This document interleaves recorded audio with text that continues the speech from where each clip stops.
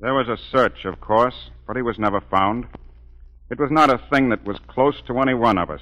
It was something you read about in the newspaper, shudder over for a moment, and then try to forget. In a few days, it was out of our minds completely, for Christine and I were rehearsing a new opera. One morning, we were sitting at the piano in her home.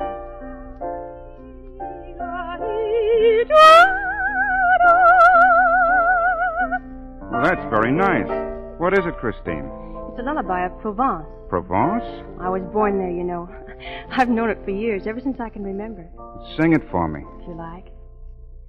Hear those bells ringing soft and low, bringing peace through the twilight glow, calling to everyone, night has begun. Turn from your weary toil, day's work you've done. Hear them ring while my love and I drift and dream to their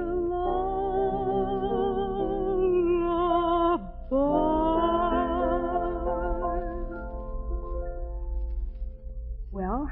Oh, it's lovely, Christine. Christine! Yes, Aunt Bertha. Didn't you hear the door? Monsieur Daubert is here. Good morning, Christine. Raoul, good morning. You see, monsieur? They call this rehearsing. Rehearsing, huh? Well, I'm sorry to intrude, but I must speak to you, Christine. But you see, I'm busy right now, Raoul. Anatole has been helping me. Yes, to rehearse. Yes. Monsieur is very kind. Oh, not at all, monsieur. I find it a pleasure. I'm Anatole Garon of the opera. Oh, I'm so sorry. This is Inspector Daubert of the Sûreté. Oh, the policeman. Police inspector, monsieur. Yes, of course. I've heard of you, Inspector. Your work must be very exciting. Oh, not half so exciting as yours, monsieur. It doesn't lend itself to self-expression. Christine, I'd like to see you alone, please. I'm here on business. With me? What business could Mademoiselle have with the Sûreté? What is it, Raoul? If you don't mind, I'd rather Anatole stayed. Very well. Christine, do you know Eric Claudin? Why, yes. How well? I knew him as a violinist in the orchestra. Why, I met him a few times in the foyer, on the stage or outside the opera, but that's all. He acted a little strangely. Strangely? How do you mean? Well, I don't know. He just seemed eccentric, but harmless. I thought he was a rather kindly fellow until I read of the murder. What is it, Raoul? He was a kindly fellow until he thought Pleyel was robbing him of his work. Then something snapped, and he became a homicidal maniac. But what has all this to do with me? Well, we found something in his room, Christine, that connects you with him. No doubt you can explain. What is it? This statuette. As you can see, Christine, it's the image of you. So that's what became of it. Be good enough to explain yourself, monsieur. Certainly, that statuette is mine. Yours? Definitely, I made it. I intended to make you a present of it, Christine. How nice of you, Anatole. Unfortunately, it disappeared from my dressing room. It's an extraordinary likeness. My compliments on your versatility, monsieur. Christine must have posed for this many times. I never posed for it, not once. You did this from drawings, monsieur? And from memory, monsieur. Extraordinary memory. Thank you. But it's a simple matter to recall Christine's face and figure. I'm sure you have found it so, monsieur.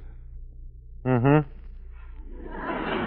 But what was the statuette doing in Claudin's room? He must have stolen it. It's obvious. Is it? Speaking purely as an inspector of the Sûreté, I'm afraid even the obvious needs confirmation. But as a man, monsieur, I'm sure you can understand. Sitting there in the orchestra pit night after night looking at Christine, Claudin probably fell in love with her. You admit that is possible, no? Mm-hmm. Christine, did Claudin ever seek more than a casual acquaintance with you? No, never. Can you imagine so diffident a lover, monsieur? Claudin was barely 50. No doubt he lacked fire. No doubt. Christine, this statuette is yours. I give it to you. You'll give it to her? Yes. Well, that's interesting. I'll accept it as a gift from both of you. Thank you. Oh, you're quite welcome. It seems I have the worst of this bargain. In the future, Monsieur Inspector, I detect you model. In any case, that was a bad clue. Oh, not so bad as it seems. It enabled me to recover Mademoiselle's statuette. Is that your carriage at the door, monsieur? Yes? Would you be good enough to give me a lift?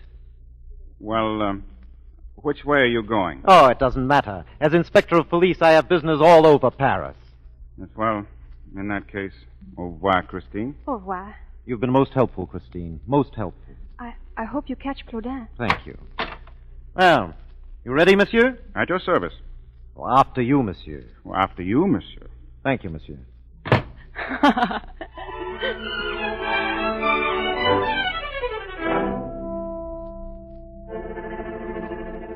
We could laugh then because the horror had not touched us. We didn't know that in the caverns of the sewer beneath the opera there was a shadow darker than the surrounding gloom. The shadow of a man in a black cloak, his face hidden behind a mask. This was the man whose features had been burned and whose mind was on fire.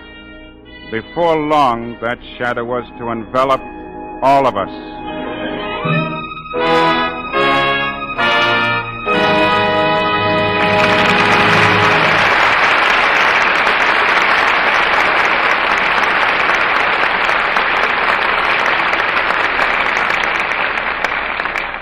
In a few moments, Mr. DeMille and our stars, Nelson Eddy, Susanna Foster, Basil Rathbone, and Edgar Barrier, will return in Act Two of The Phantom of the Opera. One way you can be sure of having the last word in an argument is to have an argument with yourself, as this young lady is doing, for instance. I don't see anything the matter with my skin, really. Doesn't look as nice as it used to look. It does so. It's just that the light over this mirror is so bright. Well, doesn't Johnny Brooks always tell me I have a complexion like a million? Hasn't said so for a good long time. Well, he's been away at camp, Smarty, that's why. He's due for a furlough most any time now. Maybe you'd better start doing something about your skin. How about some real beauty care instead of that dib-dab, lick-and-promise kind of treatment you've been giving it lately? Maybe I'd better. Yes, I will. I'll try those beauty facials Screen Stars use. Active lather facials with Lux toilet soap every single day. If it works for the Screen Stars, it ought to work for me, too. Well, she'll find it does work. This gentle complexion care used by 9 out of 10 Hollywood stars. You see, Lux toilet soap is a real beauty soap, with lather so rich and smooth and superfine, it feels like a caress on the skin. Lovely Screen Stars tell you they take their Lux soap beauty facials this way. They smooth lots of the creamy active lather well in. They rinse with warm water and splash with cold. Then they pat their skin dry with a soft towel. Now, that's a very simple, easy care, but if you use it every day, you'll find that soon your skin feels softer, smoother, takes on a fresher, lovelier look. Why not get some Lux toilet soap tomorrow?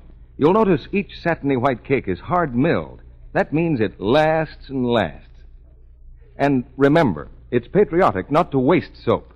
Use only what you need. Don't leave your cake of Lux toilet soap standing in water, and be sure always to put it in a soap dish that's dry. And now, Mr. DeMille returns to the microphone. Act Two of The Phantom of the Opera, starring Nelson Eddy as Anatole, Susanna Foster as Christine, and Basil Rathbone as Claudin, with Edgar Barrier as Raoul.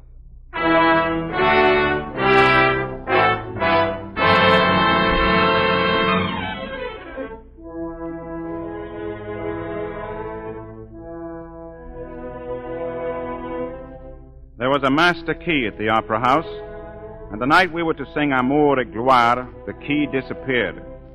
Other things had been stolen, costumes, masks, but now the shadow had entrance to 2,500 doors. He could roam at will from the sub-cellars to the very top of the auditorium, where the great chandelier swung over the audience. There were some who swore they had seen this shadow, flung on the walls of dim corridors, or crouching like a griffon on the high balconies over the street. And there were some who swore they had heard mutterings in the deep cellars where the sewers ran black. And tonight, it is Amour et Gloire.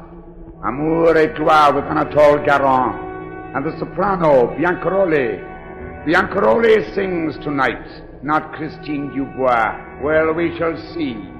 We shall see.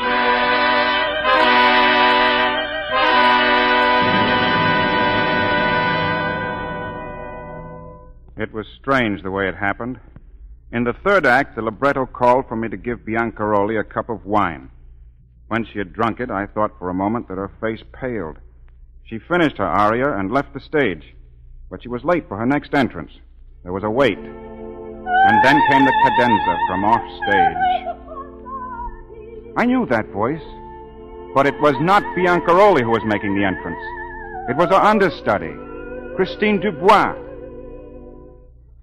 La ville dans les